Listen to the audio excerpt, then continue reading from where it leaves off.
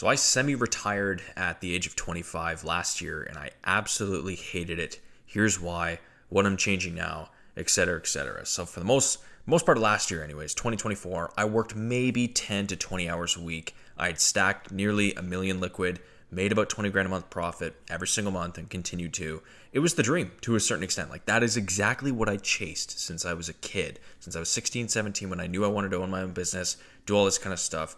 It was a dream, right? Before starting this kind of YouTube stuff in November, I really didn't have much motivation to continue anything. And I kind of hated my day to day, which is what I want to talk about first. Like, what did quote unquote retirement look like, right? My business was running to a point where fulfillment and client success was completely off my plate. I had about 8 employees, now 6, but still, lean, smallish team.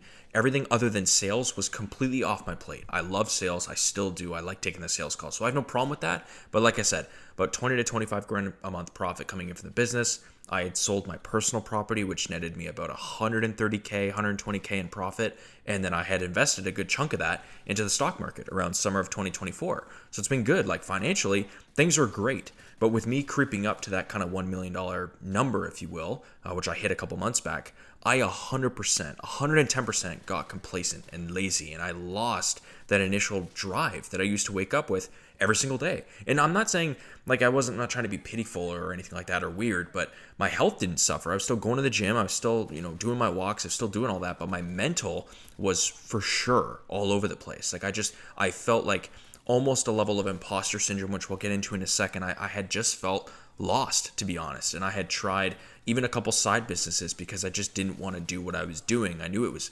financially irresponsible for me to stop doing the lead gen business stuff.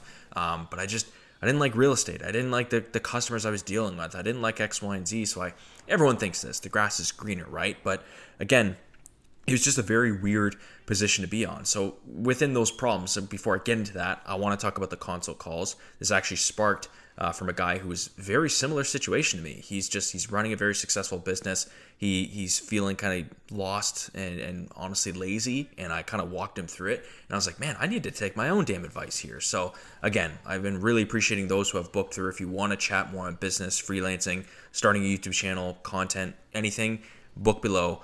I'll be raising that price most likely in June, so that will be coming soon. If you want to get in now. Let's get into the first kind of problem, if you will, and that was kind of already hinted on. It's the loss of purpose and identity. The bigger issue wasn't the work itself. It was the lack of my meaningful work. When you're used to being really ambitious, you're achievement driven, unlimited free time kind of becomes a prison. And I lost that sense of purpose that just comes from building, from pushing things forward, pushing towards a specific revenue number. I was literally sleeping in until 8 to 9 a.m. I was the first thing I touched was my phone, which is so stupid. And I was just feeling completely kind of aimless. The dopamine hit from closing deals and launching new products or hitting certain revenue milestones, that all just went away. It all disappeared. I realized I had built my entire identity around this company and being an entrepreneur and achiever. And without that framework, I didn't know who I was. Right? It was just stupid. So I'm going to talk about what I'm doing to fix this, but I want to get through the problems first. The second problem was the money paradox, right? Here's something counterintuitive that actually happened. Having financial security actually made me more anxious about money, not less. When you're really grinding to build wealth, every single dollar has a purpose, right? Every single dollar that is stacked in that checking account has a purpose. But when you've quote unquote made it, at least for me, I was overthinking every single purpose and purchase. I became obsessed with preserving what I'd built instead of enjoying it, right? I'd analyze whether to spend that couple $100 on the dinner for an hour. And I was like, damn, do I really need to do this? When it's that's such a stupid, lack mindset. You need to be abundant. And I had achieved, financial freedom, but was still living like I was broke, which again, from my videos, I'm a fan of that. But at a certain level, it's dude, you got to live a little. Like I said in the last video, not to repeat too much of what was said there, I live 50% of my life like I'm going to die tomorrow, and I live the other 50% like I'm going to live another 50 years, right? You have to have this kind of balance, especially with the more money that you make. So the money was essentially trying to buy me peace of mind, but instead it created this weird guilt around spending anything on experiences or enjoyment, which I've really fixed this year, and I'm really, really happy about that. I guess the third problem was this kind of decision fatigue and unlimited options. Honest to God, when every door is open to you, choosing which one to walk through becomes just paralyzing. It was so difficult. Should I travel for 6 months? Should I start a new business? And that one was my biggest issue. I suffer a lot from imposter syndrome still to this day, like you may, right? I was going through the newsletter businesses. I was going through what businesses I should acquire. I was at one point thinking I should start a SaaS. I was even working on a SaaS last year. It failed miserably, but it's like I tried all these different things, which is good. But at a certain point, it's like, dude, the grass isn't greener. Every entrepreneur thinks that. It's like the guys who run an agency want to run a software company, and the guys who run a software company want to run an agency. It's just like, it's totally backwards, right?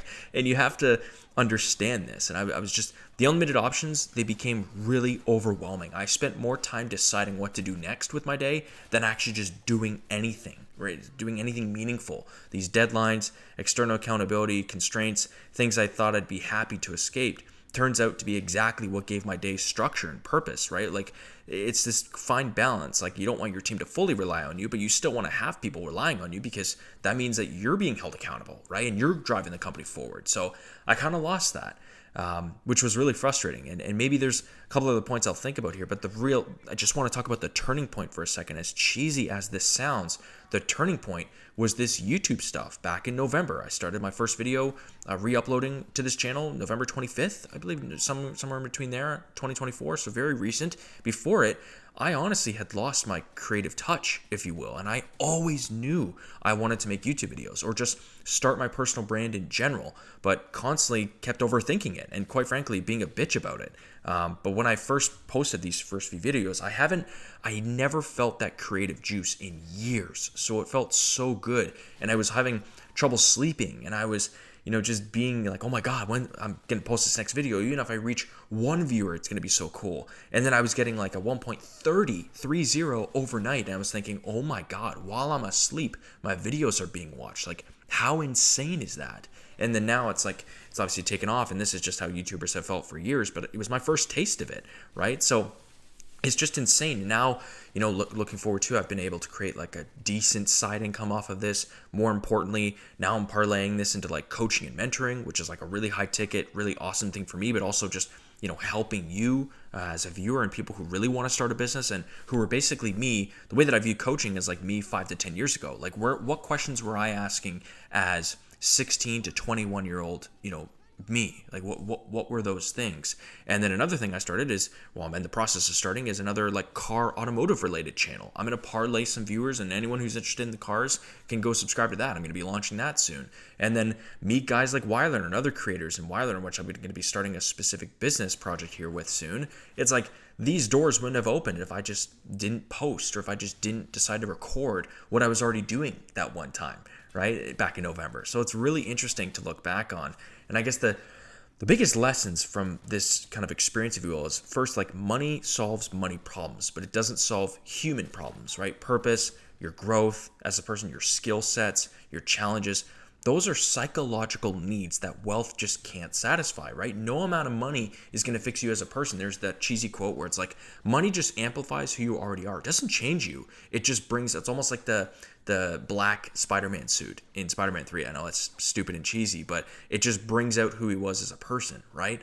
And that's just kind of how I feel about this kind of stuff. So you have to be very, very careful. The second is the journey. I know this sounds cheesy, but the journey really is more important than the destination. The process, like I said, of building something, overcoming objections, obstacles, achieving goals, it's dealing with, as dumb as it sounds on the surface, dealing with annoying customers. It's just a funny story to look back on. That's what keeps us going in those moments, right? The closing 3 customers in a day and then losing one of your most paying customers in another day, the next day. It's like, that's just the ups and downs, just the roller coaster of business, but that's what makes this thing fun. That's what keeps us alive. And I think us as men, like, we need that level of stress and testosterone, like constant cortisol and testosterone. I've always joked about that's what I run on. We need that. And if you don't, you lose everything. You lose that competitive edge, that juice that keeps you moving forward on other projects. And now I can't imagine any retirement. Seriously, till the day I die, I will be working on something, whether it's